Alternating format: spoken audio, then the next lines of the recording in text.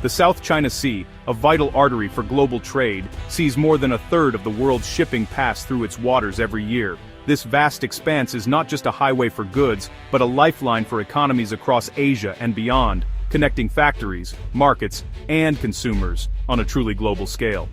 Yet today, it is now a flashpoint of escalating geopolitical tension, where rival powers test each other's resolve and military presence is growing more visible by the day.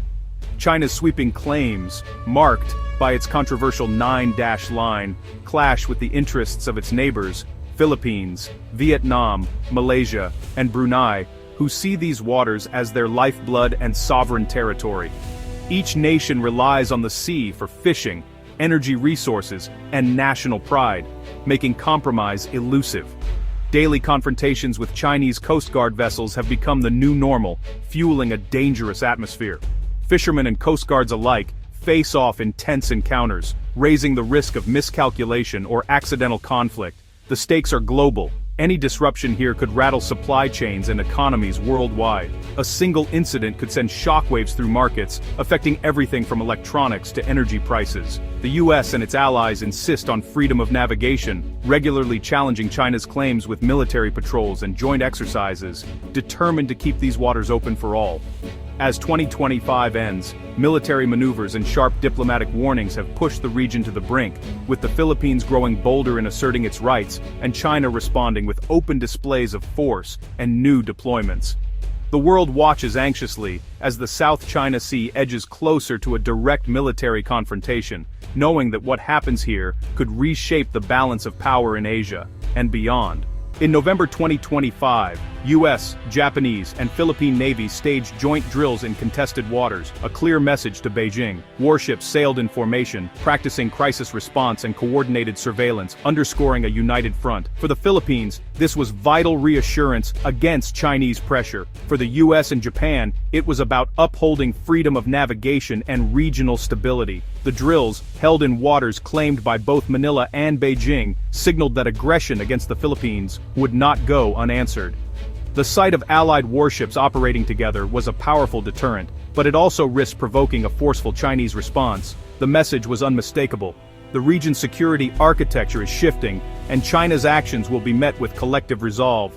China's answer was swift and unmistakable, leaving little doubt about its intentions in the region. As the Allied drills ended, the PLA responded with a dramatic show of force, launching a bomber formation patrol over the South China Sea. H-6 bombers, capable of carrying advanced anti-ship missiles, flew directly over the area where the joint exercises had just concluded, making their presence impossible to ignore.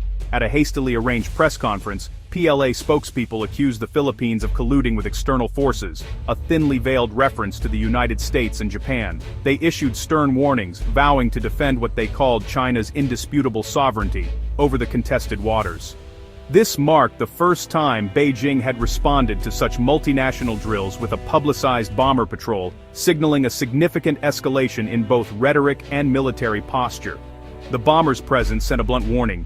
US and Japanese warships operating in the region were now within striking range, and China was prepared to demonstrate its reach.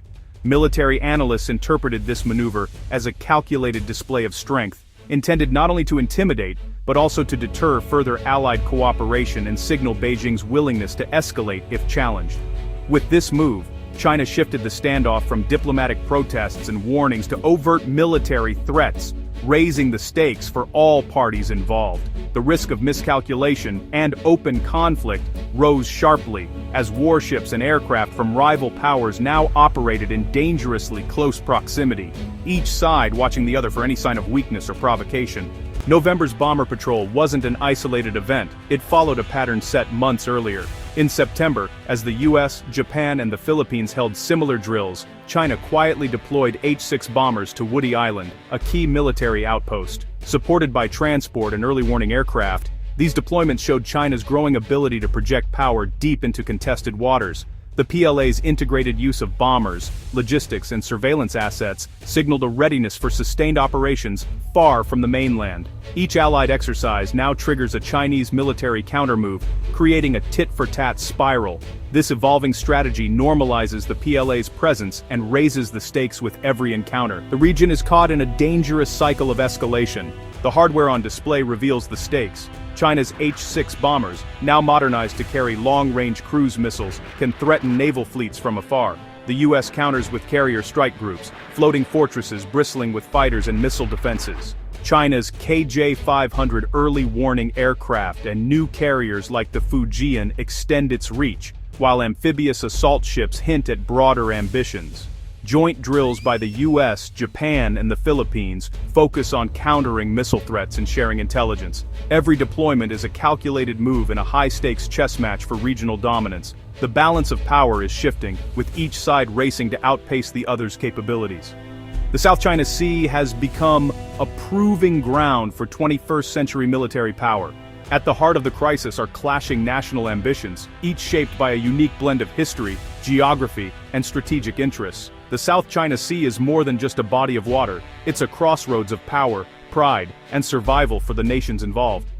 China seeks undisputed control over the South China Sea, driven by centuries-old historical claims, a desire to secure its maritime borders, and the need to access vital resources like fisheries and potential energy reserves. For Beijing, dominance here is seen as essential to national rejuvenation and regional leadership. For the Philippines, it's about defending its exclusive economic zone, protecting the livelihoods of its coastal communities, and asserting its sovereignty, principles enshrined in international law and reinforced by a landmark court ruling. With US backing, Manila stands firm against encroachment. The US aims to uphold freedom of navigation and prevent any single power from dominating these critical waters. Washington's presence is also about reassuring allies, maintaining the balance of power, and ensuring open sea lanes for global commerce. Japan, heavily reliant on these sea lanes for trade and energy imports, faces its own territorial disputes with China. Tokyo joins the fray to safeguard its economic interests, support international norms, and promote peaceful resolution of conflicts in the region. Each nation's actions are shaped by existential stakes, security, prosperity, and national pride. The choices made here will echo far beyond their borders, influencing the future of Asia and the world. The result is a volatile mix of deterrence, alliance building, and brinkmanship, as each side tests the resolve of the others and seeks to avoid open conflict while advancing its own interests. The South China Sea is now the epicenter of great power rivalry in Asia, a flashpoint where the ambitions of nations collide, and the stakes could not be higher. As 2025 closes, the South China Sea stands on a knife's edge, its fate uncertain and tensions running high. The shift from Coast Guard standoffs to bomber patrols and carrier deployments has made the risk of conflict real, immediate, and impossible to ignore. Each side feels compelled to match the other's moves, creating a cycle of escalation that's hard to break or even slow down. The presence of heavily armed forces in such close quarters means a single mistake could spark a crisis, with global consequences.